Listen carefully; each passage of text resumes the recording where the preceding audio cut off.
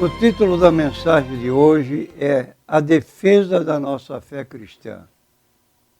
Judas,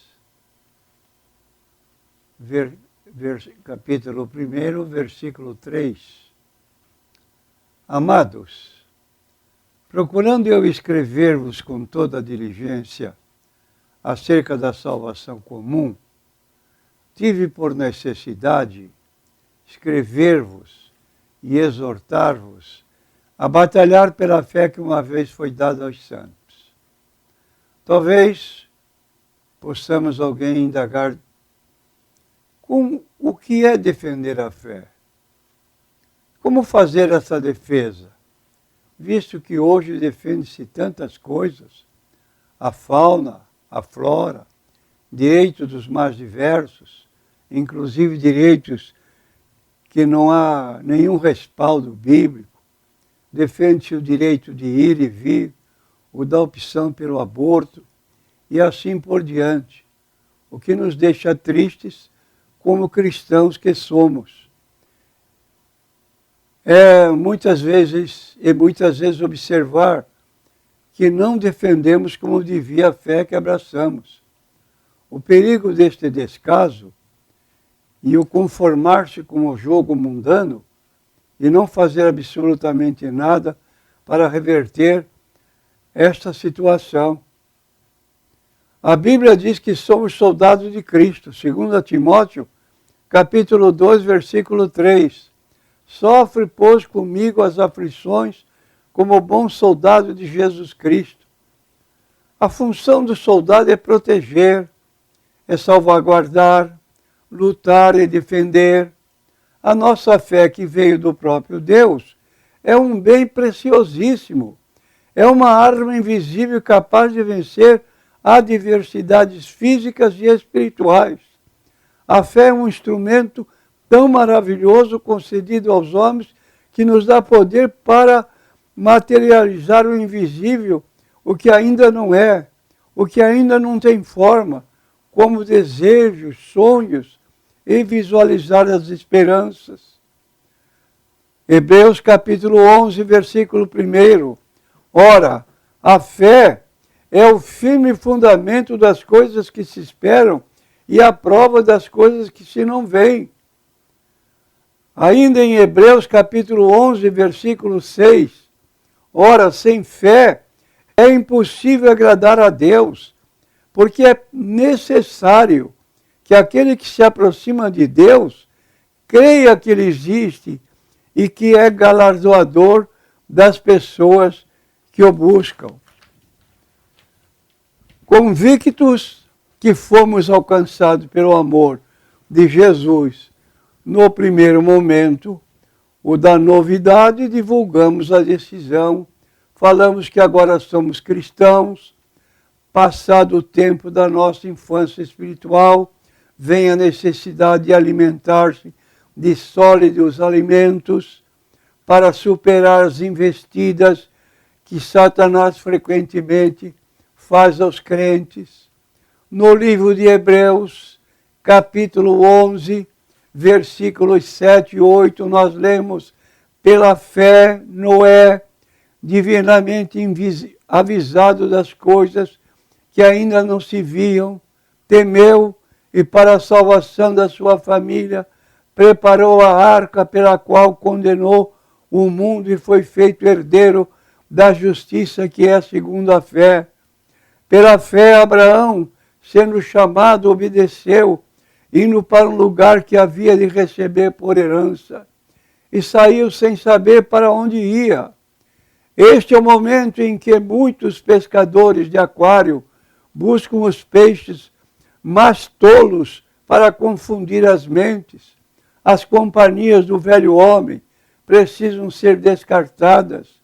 O envolvimento com atitudes passadas pode trazer sérios prejuízos espirituais quando nos deixamos nos levar por eles e corremos o sério risco de apostatar da nossa fé e do primeiro amor.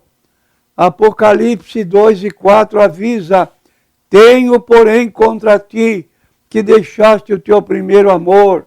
Arrepende-te, pois de onde caíste, pratica as primeiras obras. Recomendação bíblica no livro do Apocalipse, repetimos, capítulo 2, versículo 4. O homem costuma defender tudo que conquistou, partindo deste princípio material, porque muitos não defendem a sua fé, que é um patrimônio espiritual. A fé não é um bem de consumo em que possa ser descartada, ela é um bem de valor incalculável. Ela é a moeda que compra o nosso passaporte para o céu. Através da fé de Abraão, Abraão conquistou preciosíssimo galardão. Depois destas coisas veio a palavra do Senhor a Abraão em visão, dizendo: não temas, Abraão, eu sou teu escudo, o teu grandíssimo galardão.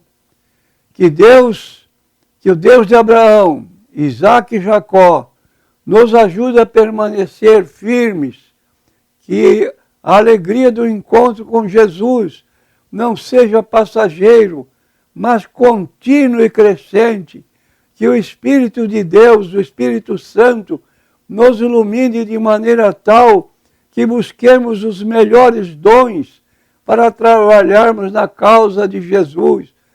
E o apóstolo Paulo nos orienta a buscá-los. 1 Coríntios, capítulo 12, versículo 31. Portanto, procurai com zelo os melhores dons, e eu vos mostrarei um caminho mais excelente. 2 Timóteo, capítulo 3, versículo 10.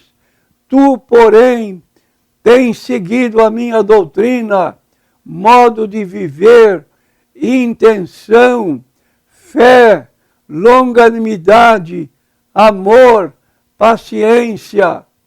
Paulo escreve ao jovem Timóteo e a nós hoje, falando da importância em permanecer leal na verdade, perseverar e não dar ouvidos a boatos, dissensões, partidos ou novidades que aparecem.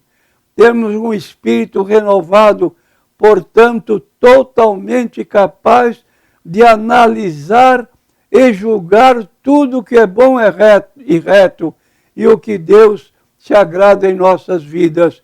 Cuidado com as heresias que campeiam à torta e à direita em nossos dias, pessoas desconhecidas que batem à sua porta com literatura estranha, querendo fazer propagandas de acontecimentos futuros que, na verdade, são falsas profecias e em que levam as pessoas a pensar no futuro com datas marcadas, mas caem na esparrela de ser enganado e depois analisar como fui enganado terrivelmente. É o caso, por exemplo, da segunda vinda de Cristo. Está no capítulo 24 de Mateus. Os discípulos perguntaram para Jesus: quando serão estas coisas? Como querendo que Jesus marcasse dias deste acontecimento da sua segunda vinda. E a resposta de Jesus foi clara: daquele dia e hora ninguém sabe. Cuidado com os falsos profetas que apontam datas para 6 meses depois, 1 ano depois, 2 anos depois, e você fica naquela expectativa, arrumando casa, preparando isso e aquilo, e cai na esparrela de admitir que você foi enganado por um religioso que bateu à sua porta apregoando acontecimentos, por exemplo, o Armagedão.